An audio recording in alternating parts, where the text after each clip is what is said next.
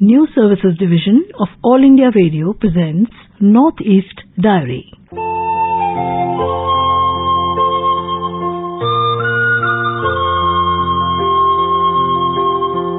Good evening. Welcome to this edition of Northeast Diary. Here we bring you the latest developments from India's unexplored Northeast region.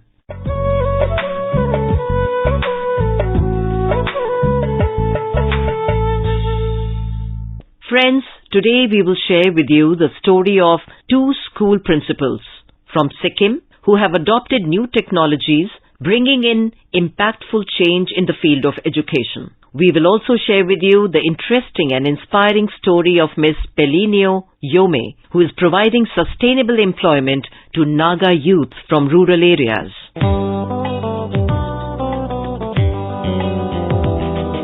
Two principals from Sikkim were selected for the National Teachers Awards 2022. The principal of Eklavya Model Residential School, Gazing, Siddharth Yonzon, and the principal of Modern Senior Secondary School, Gangtok, Mala Jigdal Dorji, received the prestigious award.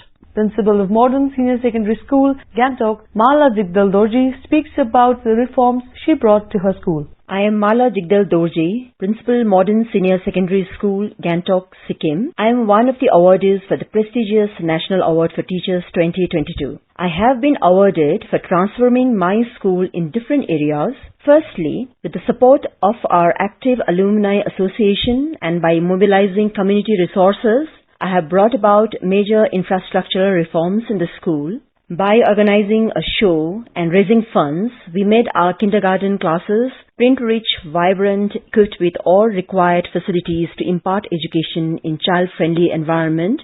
Secondly, with the help of the team of my highly motivated teachers, we have been successful in making substantial pedagogical changes. Traditional method of teaching is being replaced by highly interactive, engaged, inquiry-based, discovery-oriented method of teaching. We have increased the use of technologies in teaching learning process.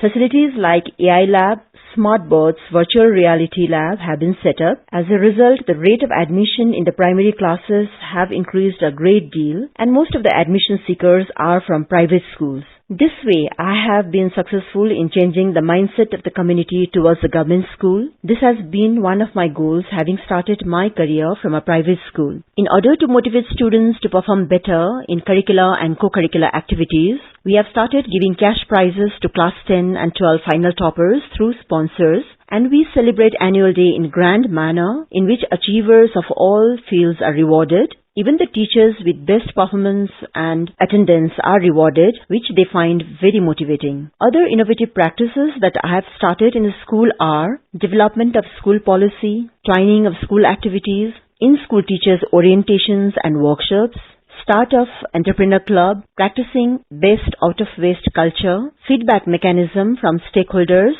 through questionnaire. Receiving this award is an honor which has reinforced my conviction to turn my school into a center of excellence.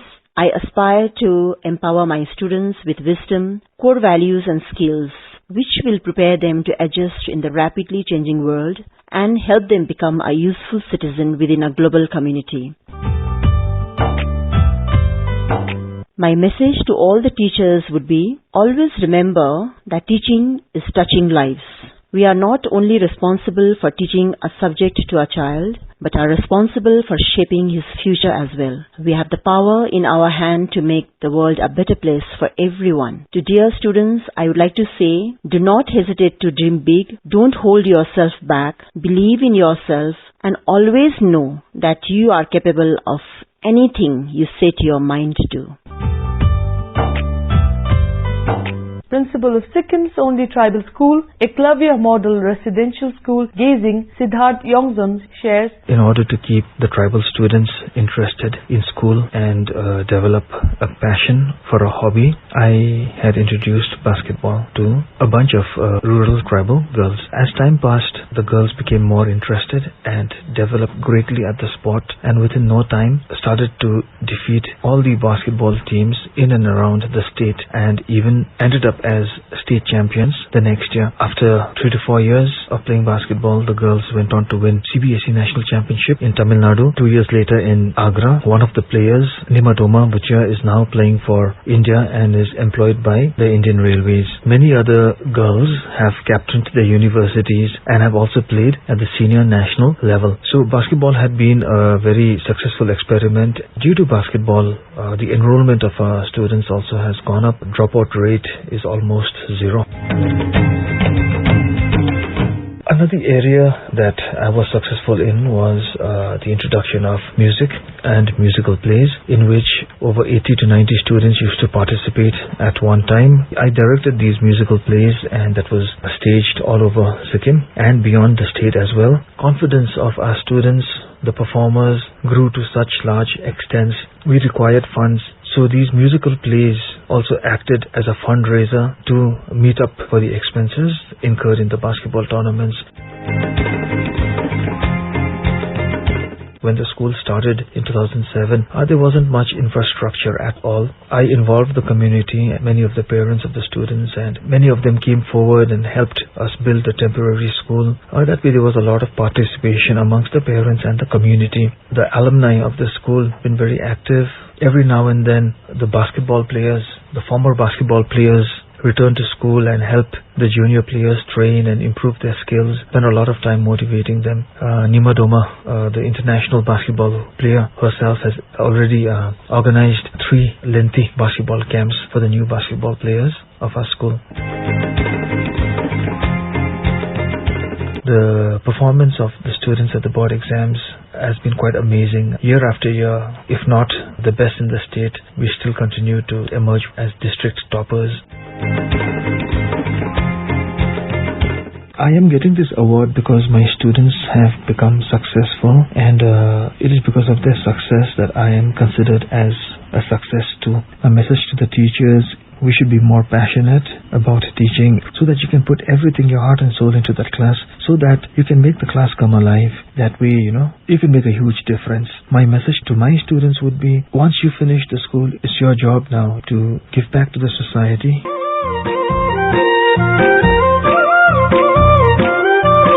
Both the principals have been working on new approaches of imparting education to bring the best in the students. The recognition would motivate them to work even harder in shaping the future of their students. With Saikia Sarkar, this is Tashwangmo Bhutia for AR News Sikkim.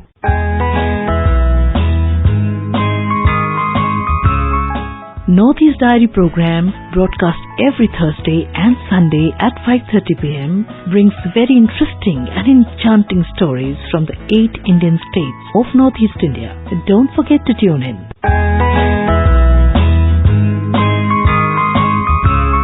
While debates and discussions on climate change are yet to reach the high tables, a 20-year-old is setting real examples of preserving the climate. Rohan Agarwal, who hails from Nagpur in Maharashtra, has been walking across the nation to create awareness about the life-threatening impact of plastics on the environment. Let's hear a report on this from our Shillong correspondent. 20-year-old hitchhiker Rohan Agarwal from Nagpur, Maharashtra, has walked over 10,000 kilometers traversing through 26 states in the country to create awareness on plastic and its hazardous effects. He set out on this out-of-the-box expedition on August 20th, 2020 from Varanasi with just 2,500 rupees in his pocket. Since then, he has traveled 25 states and Meghalaya is his 26th state. He plans to travel out of India to Siberia, which he says will take him closely to 10 years to complete. Interestingly, he still continues to pursue his bachelor's degree while traveling. Rohan reached Meghalaya recently and met Chief Minister Conrad K. Sangma and officials of various other government departments. About his mission, Rohan said he wanted to make people aware of the hazards of plastic. As he is exploring different states, he is also visiting schools and interacting with students on the issue. A poster attached to the backpack that Rohan carries reads, "Hiking to Siberia without money, by way of Gurukul, message of humanity, educating about plastic." See, my major agenda of going to schools or going to colleges or going to people in the public places is to create awareness about one of the most harmful elements, which is going from harming from the older generation to the younger generation, from the rich to the poor, from the farmer to the businessman. The one thing is harming everything on the planet Earth. There is plastic and environment. So create awareness about plastic and also about environment. I don't say no to plastic, but whenever it's possible to reduce the harmful effects of plastic to nature, I try to understand people about that. And also on this journey, I'm giving a very important message, which is very integral to our beloved India: unity and diversity. Because we live in a place where there's so much of of diverse cultures, religions, languages and people. And this is the beauty of India, I believe. If this thing doesn't exist, life will be not so much beautiful and not so much meaningful also as well. As far as his parents are concerned, he said they have accepted his mission after initial objections. He is attending classes online while traveling, and from Shillong, he is planning to travel to parts of the Khasi Hills and the Jaintia Hills. This is Rustam for Nordezari from AIR News Shillong.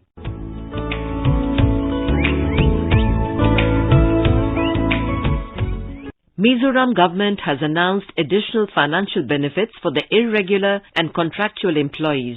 In the recently held cabinet meeting, the MNF government has also announced a major relief to the grape wine producers of the state. Here is a report from our correspondent from Aizawl. The State Council of Ministers has recently decided to give more benefits to different sections of the society. The Chief Minister Zoramthanga launched the SEDP scheme, under which 60,000 needy households will get direct monetary assistance of 50,000 rupees in this current fiscal to support their existing economic activities. Council of Ministers has recently decided to release 15% dearness allowance to over 5,000 Samagra Shiksha employees. The government has also consented to give medical allowance and further allowance in accordance with their length of service and whose wages has not been increased for years. The state has also decided to release 10%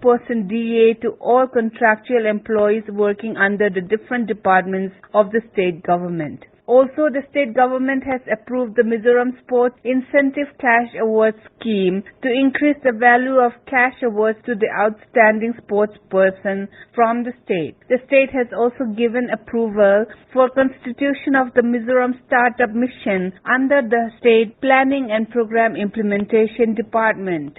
Also, the state government has given assent to the Mizoram Liquor Prohibition Draft Rules 2022. This rule will now allow production and sale of wine made from homegrown grapes harvested by the local farmers. According to officials, all alcoholic beverages are still treated as illegal under the Mizoram Liquor Prohibition Act 2019. However, the newly approved wine rules will benefit a large number of families of grape growers in Champai and Nalan and surrounding villages. For Northeast Diary, this is Irene from Aizawl.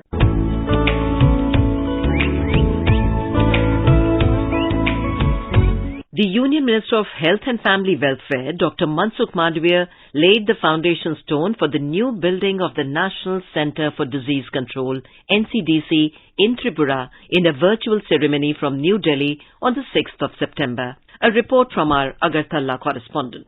Addressing the virtual ceremony, Mandavia said NCDC branches in the states and UTs will support the state governments in timely disease surveillance and monitoring. He said this will enable early warning leading to timely intervention based on evidence gathered from the field. The minister said the state branches will coordinate with NCDC headquarters at New Delhi with real-time sharing of data and information aided by cutting-edge technology. The minister also said that these NCDC branches would also be crucial in ensuring timely availability of updated guidelines so that accurate scientifically backed information can be disseminated easily. The Union Minister also laid the foundation stone of NCDC's new building in Tripura along with 6 other states of country including Arunachal Pradesh of Northeast states. Officials said the NCDC in Tripura will be built on 1.41 acres of land in Sipaipara village in Mohanpur block under West Tripura district, which is about 23 km away from Agartala city. For this, an amount of rupees 11 crore and 97 lakh will be spent, and Central Public Works Department is responsible for construction of the new building. For Northeast Diary, this is Rina Nomaitham from Agartala.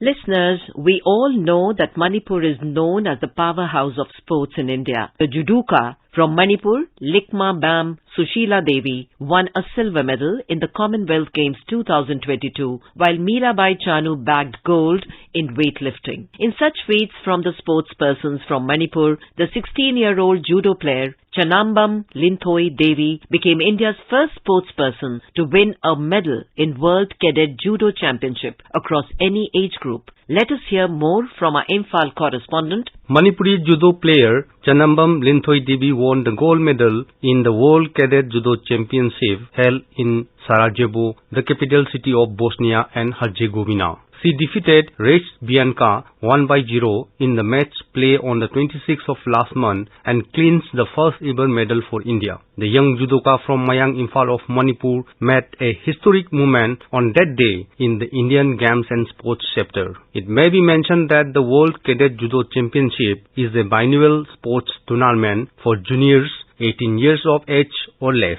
When the player arrived in Imphal, she received a very warm welcome from the people of Manipur. Manipur Chief Minister also invited her to his official residence and met with the young sportsperson. Amidst her busy schedule, AIR News Northeast Diary got a chance to talk about her future plans for judo, and she said that continuous effort will be put on to become a world-class judo player and try to bring more medals to India in the future. It was in 2016 in Bihar, Patna. That was in Sajana National Championship. In that competition, I took gold for the first time in my life. There is so many hard times, so many problems, but I want to say is mostly sportsmen from Manipur are poor. We don't have money for the diet and for the dress and all. Chanambam Linthoi Devi has dreamed to stand on the Olympic podium in her life. She is studying class 11 at a local higher secondary school. JJ Thoksom, AIR News, Northeast Diary from Imphal.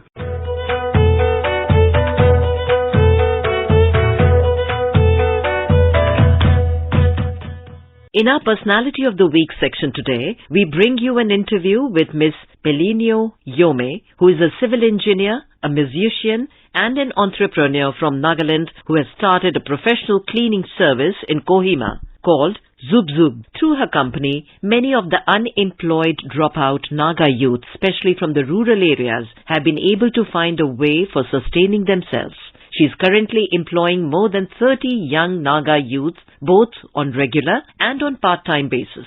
Talking to her is Asuono. Good evening, dear listeners. It gives me immense pleasure to have with me Miss Pelinio Yome, a multi-talented person from Nagaland. And without much introduction, let's get to know Pelinio personally from her. Hi Pelinio, welcome to Northeast Diary. Hello. First of all, can you let our listeners know briefly about yourself? I am originally from Dimapur, but I love Kohima so much. That is why I have shifted to Kohima. I have a bachelor's degree in civil engineering and then a master's degree in interior and furniture designing. And other than that, I love to sing, and I think that is all. So you have just shared that you are a civil engineering student, yes, as well as have taken a master degree in interior designing, yes, as well as a singer. But besides that, you are also an entrepreneur. So how did your entrepreneurial journey started? I was working in a construction firm after I finished my studies, so I used to handle the design and the execution. Okay. So once the execution is done, we have to clean up the space and then give the key to the owner. So we have to clean it up properly. It's when the idea of Zub came in. That's how it initially started. And after 2.5 years in the construction sector, I left it to fully focus on Zub. Mm-hmm. So it may sound a little cringy, but I wanted to touch lives, you know. So if you get into this Zub mainly focuses on cleaning and then providing services to people. So it's like you have people who are trained, and then you train these people and they reach out to homes. They reach out to people again. So it felt like you can touch more lives if you're in this sector. Okay. So that is one of the main reasons why I started Zub. So why the name Zub? So Zub is from an Ao word. My father is Angami, my mother is Ao. So it came up from my mom's side. Okay. So Zub is like, if we translate it to Hindi, it would be almost close to, you know, that word, tic-tac, almost close to perfect type. Currently, how many employees are you employed, and your team working under you, working voluntarily, or are they on paid? The truth is, I've stopped counting how many people are coming in. But the last time I checked, we had 30 plus full-time and part-time workers. And they are reaching out to us, Zub, because they are also looking for jobs. Okay. So one of the reason is there are a lot of youngsters, a lot of them. And I'm not even exaggerating this. So many people from this rural part of Nagaland coming into Kohima just looking for a job. And then most of them, their age range from 19, 20, 21, 22. Okay. It's between that range. And it shocks me that none of them have passed their 10th standard as well. And they're coming here looking for jobs. So it also gives me a sense of purpose of showing them that, hey, there's more to life. You shouldn't be just, lazing around and getting married at this age. You should be working and trying to be a better person. Also, try to learn maybe from us. And other than that, I believe if we nurture them and if we train them, I think they are capable of bringing change. So you see that most of your employees are from rural areas. When they are employed, are they given a specific training on specific job? So right now, what Zub is doing is we are starting off with providing services like cleaning and care, residential cleaning, office cleaning, post-construction, anything to do with cleaning, laundry, cooking, anything we do at home. So we are providing such services and they are getting paid through that. They are. Besides cleaning residential places, offices, is there any other services provided by the Zub? Yes. And so what are those? So Zub is also getting into waste management. Okay. It's also getting into waste management and recycling. We also want to get into care, and then we want to get into, there's another branch that we want to open up in the future that will get into designs, because I am also interested in design, like Zub designs. And when it comes to design, I want to have a team of workers, because when it comes to Nagaland, we have a lot of people from outside coming in and doing stuff for us. And if we look at the current scenario of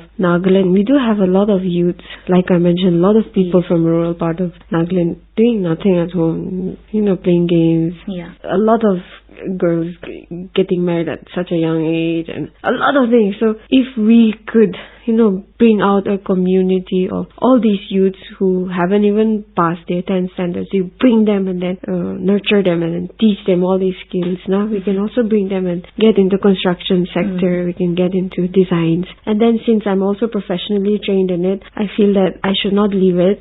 I should also bring it in the later part of the So is your services limited only in and around Kohima town or to other parts of the district as well? Right now, it's only in Kohima, but we are planning to get into Chumu, Dimapur, and later in the different districts of Nagaland. But we want to also expand to the rest of India.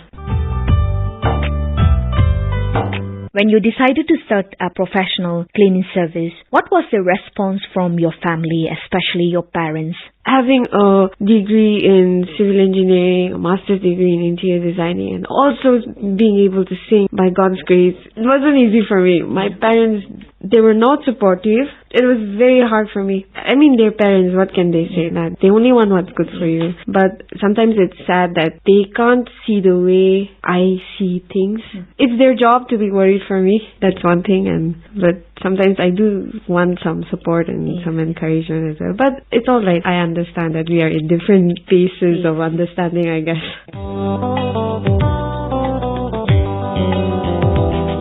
How do you perceive entrepreneurship in Nagaland into this scenario? Do you think our people have slowly transiting from a typical white-collar job to become self-independent? I think that transitioning is happening. I feel the youth is tired of waiting to clear NPSC exams and then, frustrated. I think it's reached a saturation level. And I believe a lot of this startups are coming up, this entrepreneurial journey are starting. And one thing I would like to say is we have a lot of scope when it comes to this because it's very new to us. We can actually survive really well. But the thing is that consistency, we don't maintain that. That's why we fall. That's one of our weaknesses.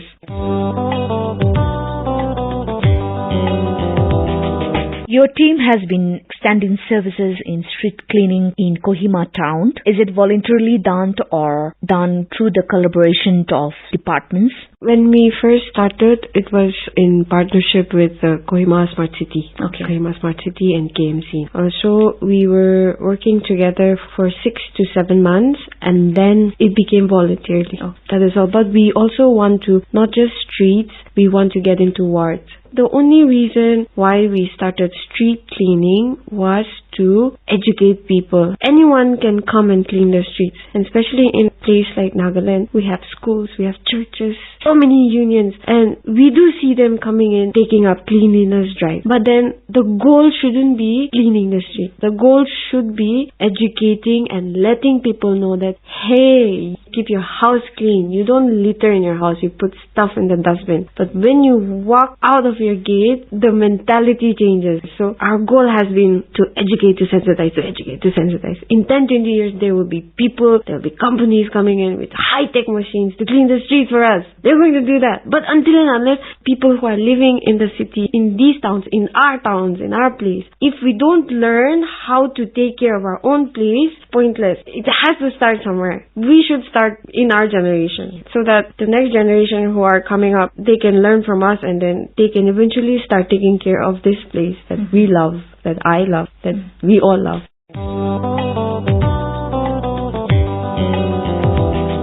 Lastly, a word of encouragement or message to our listeners across the country who are tuning in now, and especially the young people. What I'd like to share is I'm also not very old. I'm also young and I'm also still learning, just making my way through life. But this is something that I follow truthfully in my life. And since I've been given an opportunity to share with you all, I take this very seriously, so I'd like to impart it to you all as well. There's this verse in the Bible, Colossians 3:23. So it says, whatever you do, you put your heart and soul into it, as though you're doing it for the Lord and not for human masters.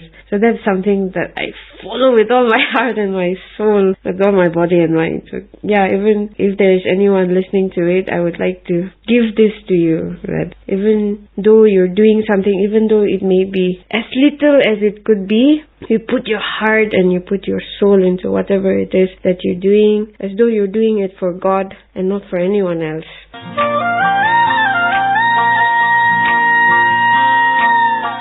As we come to the end of this interaction, let me end by saying that no job is small or big. Whatever job it may be, the more you enjoy it, the better you will be at it. Thank you, Pelenio, for joining with us. We wish you all the best for your future. Have a pleasant evening. And now let us listen to this melody.